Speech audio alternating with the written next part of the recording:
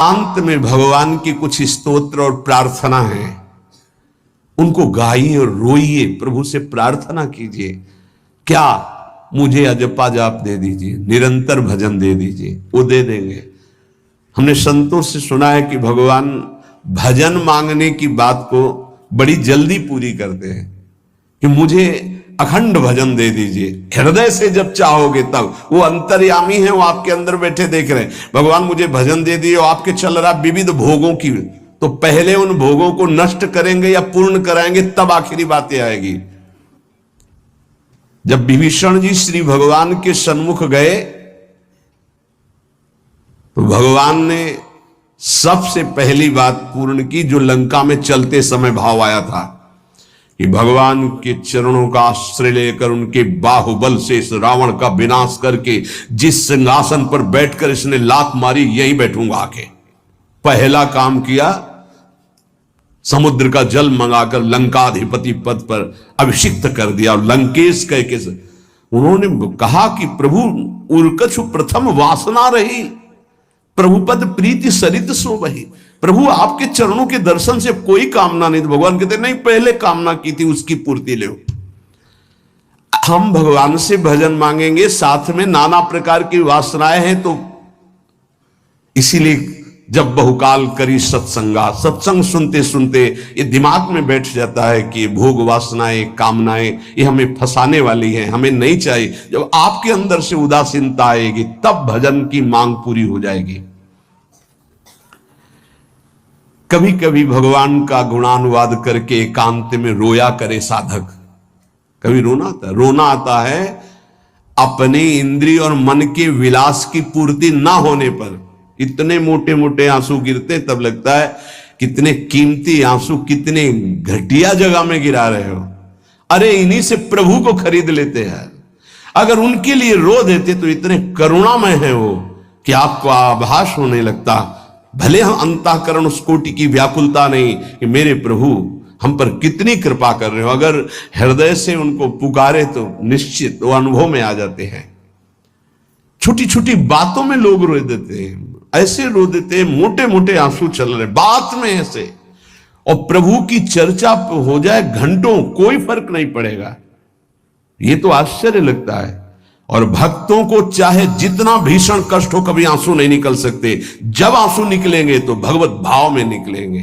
कह रहे नारायण स्वामी कि अजपा जाप के लिए भगवान से प्रार्थना करो। कभी कभी एकांत में उनके स्तोत्र हैं, गुण हैं, उनको गा गा कर रो, उनसे प्रार्थना करो, हे दीन बंधु मुझे अपना अखंड भजन दे दो। जो चाहिए सब प्राप्त हो जाएगा। भजन से क्या नहीं प्राप्त हो सकता। एकांत में बैठकर रोने से, ऐसे प्रतिदिन जब आप नियम बना करके प्रभु से प्रार्थना करेंगे।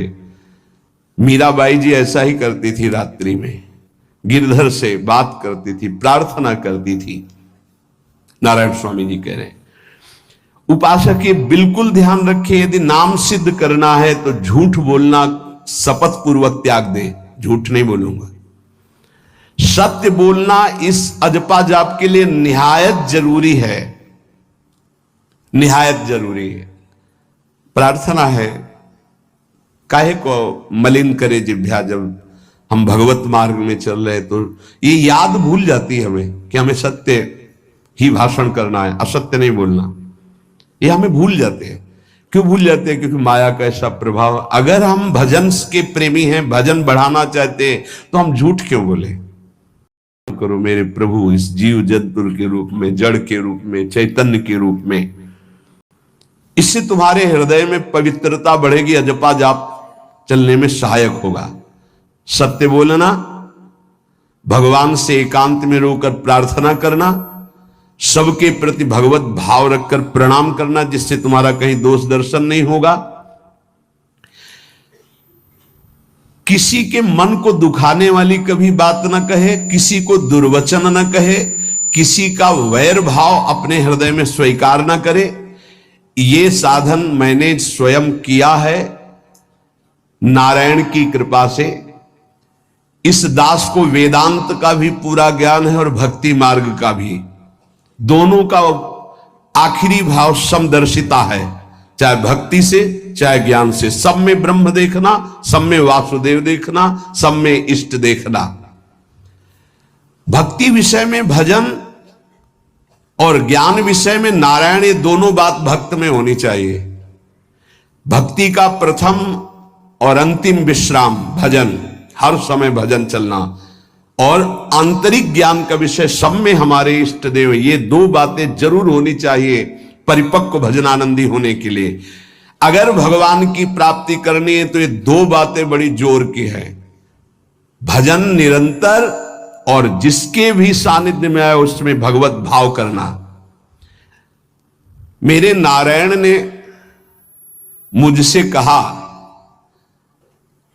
वो फरमाया कि उनके पीछे पीछे मैं चलता हूं जो मेरे ऐसे भजन करने वाले भक्त होते हैं।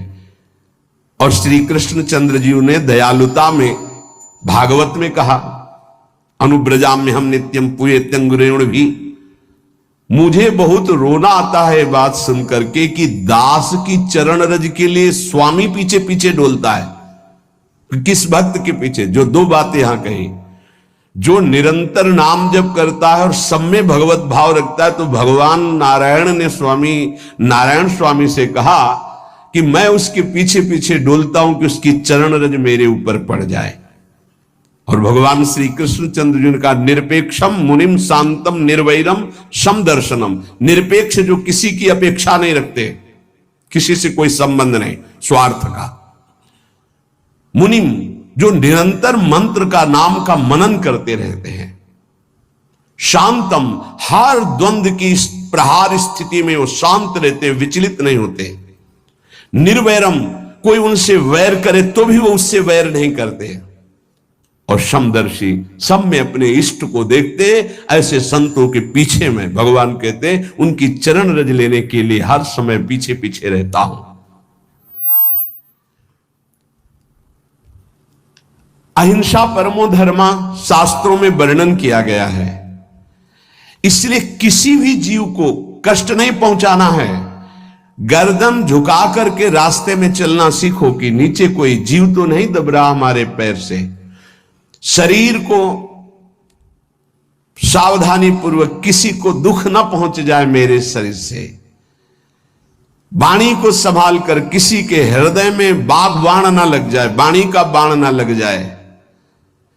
बाहर का प्रहार तो सहा जाता है, लेकिन जब हृदय में शब्द चुभता है वचनों का, ये बाण खरकता रहता है।